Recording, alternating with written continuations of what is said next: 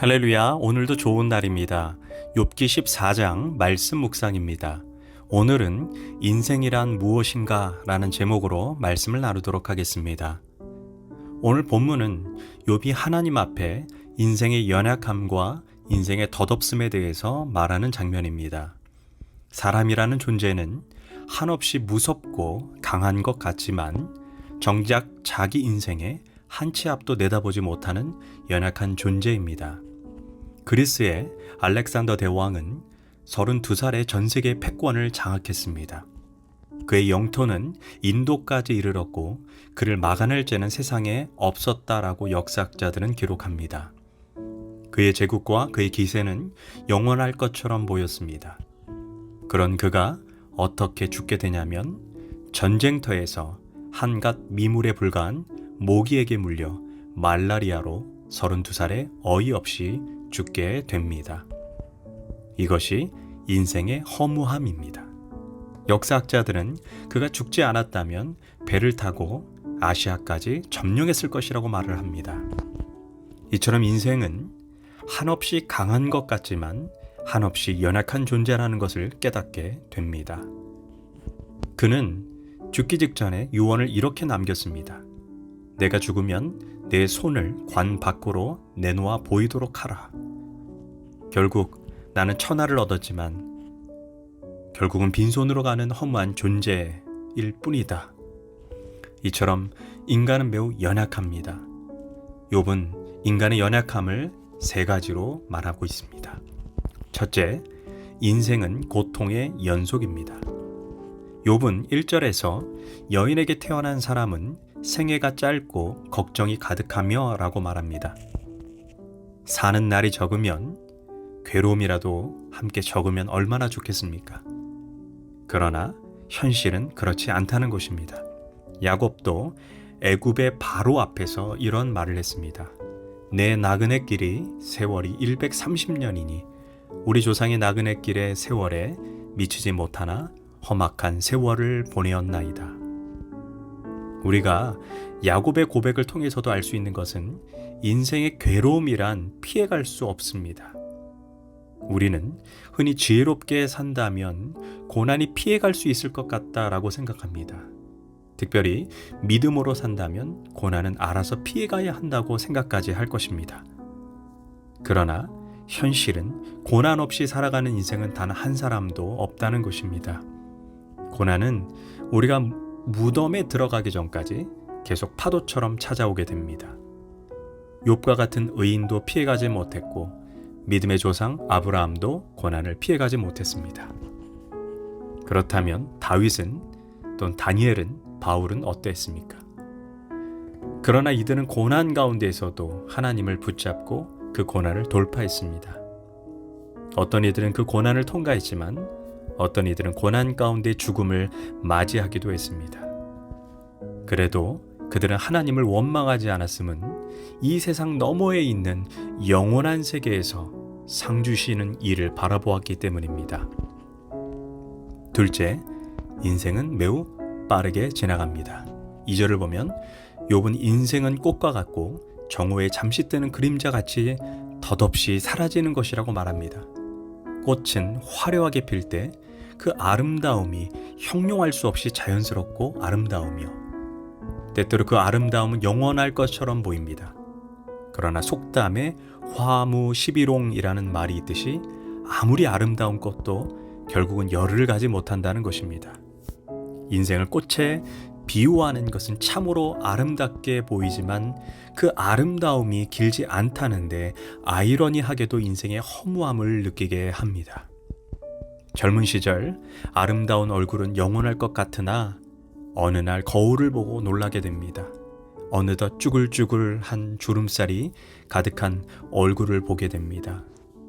그래서 이 세상의 것을 붙잡고 살면 인생은 결국 허무할 수밖에 없습니다. 또한 인생을 정오에 잠시 뜨는 그림자라고 말합니다. 우리가 20대, 30대는 인생이 한없이 긴 것처럼 느껴집니다. 그러나 사랑했던 사람들이 한 사람 한 사람 떠나갈 때 인생은 화살처럼 지나간다는 것을 새삼 느끼게 됩니다. 그리고 어느덧 나도 모르게 인생을 정리해야 하는 시기가 올 것입니다. 그래서 다윗은 인생을 화살처럼 지나가고 아침 안개처럼 허무하게 사라진다라고 고백했던 것 같습니다. 저는 20살 때 형을 잃었고 36살 때 어머니가 세상을 떠나갔습니다. 그때 인생의 허망함에 울고 또 울었습니다. 이 땅의 모든 것은 영원한 것이 없습니다. 다 한시적이고 다 순간적입니다. 이 땅의 것을 붙잡으려고 몸부림치는 생은 결국 인생의 마지막에 난 참 바보처럼 살았군요 라는 노래를 부르게 될 것입니다. 요즘 이런 생각을 합니다. 정말 내 인생에 하나님이 없다면 정말 세월이 흘러가면서 얼마나 곤고하고 허망했을까. 그러나 믿는 우리에게 소망이 있는 것은 죽음 뒤에 영원한 세계가 우리를 기다린다는 종말론적 소망이 있기 때문입니다.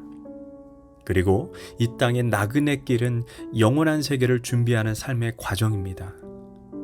우리는 화살처럼 사라질 이 땅의 삶을 하나님의 나라와 그분의 영광, 그분의 사명을 위해 드려야 합니다.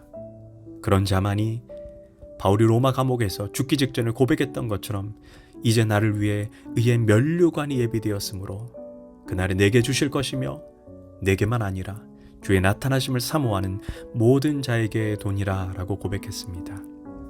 셋째, 인간은 전적으로 타락한 존재입니다. 4절에 보면 욥은 누가 깨끗한 것을 더러운 것 가운데서 낼 수 있으리까 하나도 없나이다 라고 고백했습니다.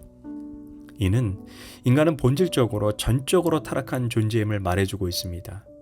물론 욥의 친구들의 말에 따라 자신의 고통을 겪는 이유는 자신의 죄로 인해 인과 응보로 벌을 받는 것이 아니라고 욥은 계속해서 주장했습니다.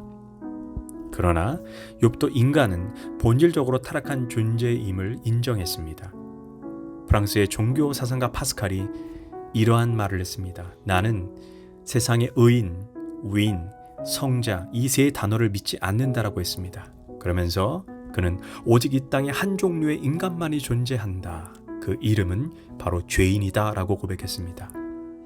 이는 성자라고 불리는 사람도 실은 까보면 죄인과 50보 100보 그 나물에 그 밥에 불과하다는 것입니다. 그들이 아무리 고결하다 해도 하나님 앞에 지저분한 누더기에 불과한 존재는 사람입니다. 성경은 말합니다. 의인은 없나니 하나도 없다라고 했습니다. 이사야는 우리의 의는 다 더러운 누더기와 같다라고 고백했습니다.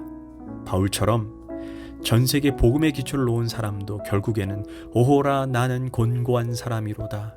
이 사망의 몸에서 누가 나를 건져내라 라고 고백했습니다. 그래서 인간 안에는 자신을 구원할 아무 능력, 아무 지혜가 없습니다. 그래서 우리는 우리 밖에서 누군가에 의해 의를 덧입지 않고서는 구원을 받을 능력이 없습니다. 성경 그 방법을 믿음이라고 했습니다. 로마서 3장 18절 그러므로 사람이 의롭다 하심을 얻는 것은 율법의 행위에 있지 않고 믿음으로 되는 줄 우리가 아노라. 기록된 바 오직 의인은 믿음으로 말미암아 살리라.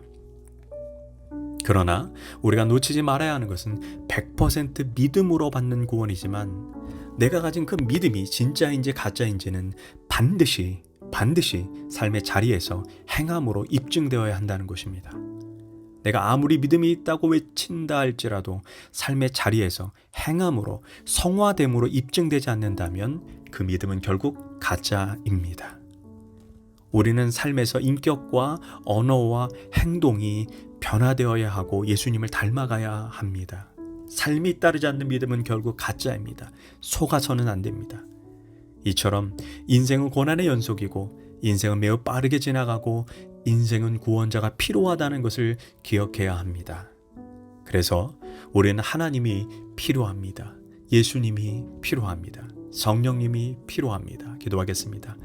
인생이라는 무게 앞에 겸손하게 살게 하시고 이 땅에 주님께서 내게 주신 사명을 깨닫고 그 사명을 위해 목숨을 걸고 내 인생을 하나님께 드리게 하옵소서. 예수님의 이름으로 기도합니다.